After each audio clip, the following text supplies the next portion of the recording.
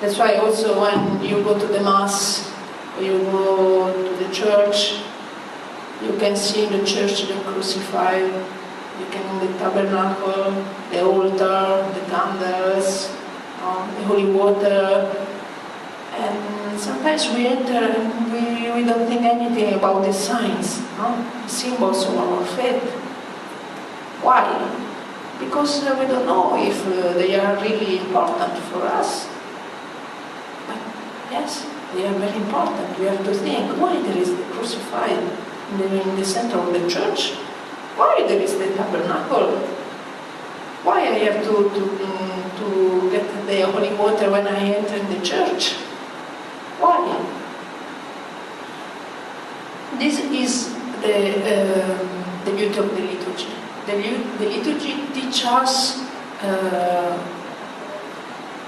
through the signs and the symbols, which is our faith, how we have to pray, why we have to pray God.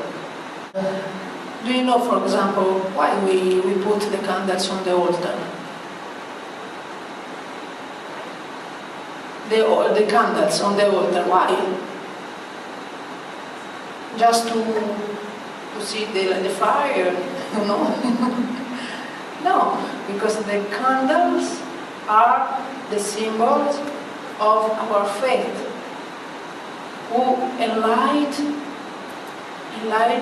our hearts, and the symbol of Jesus, who is for us the light,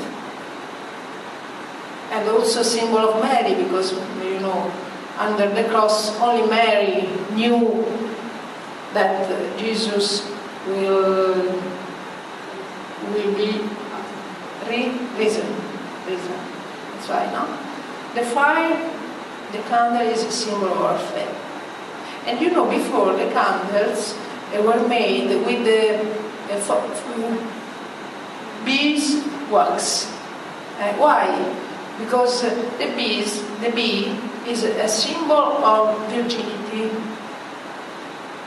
Because you know, there is no gender for bees.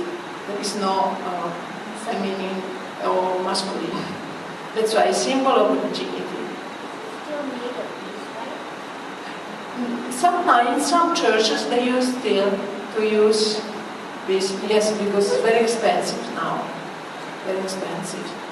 But in the past, they use only that kind of candle, because it was a symbol.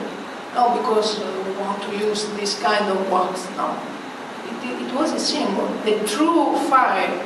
Sometimes we have false light, no?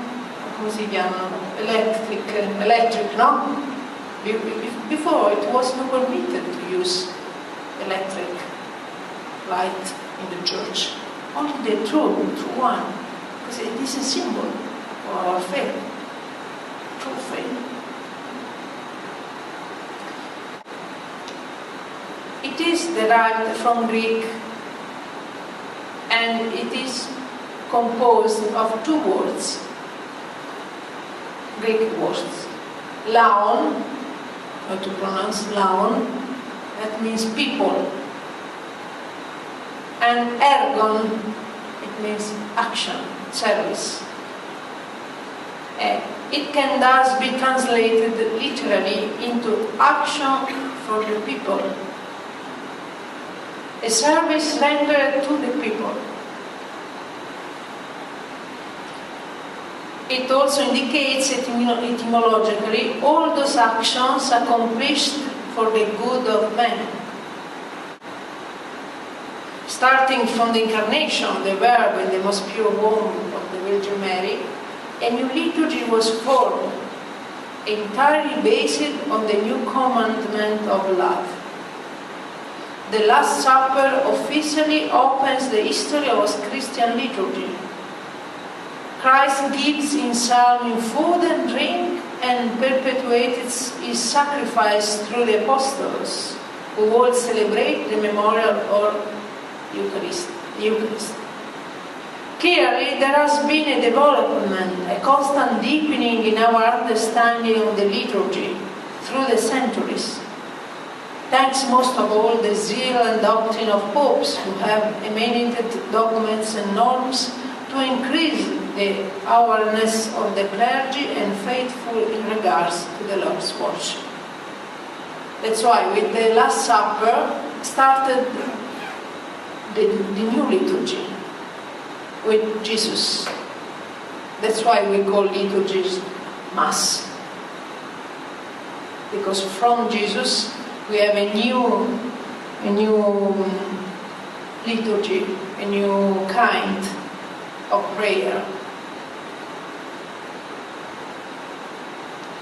The Catechism of the Catholic Church, in introducing the second part dedicated to the celebration of the Christian mysteries, gives a profound meaning to the term liturgy. The term liturgy originally means public work, service rendered by and for the people. In the Christian tradition, it means that the people of God participates in the work of God. This is very important. When we go to the Mass, when we pray, we participate with God to the work of our salvation, because we unite ourselves with God, with Him.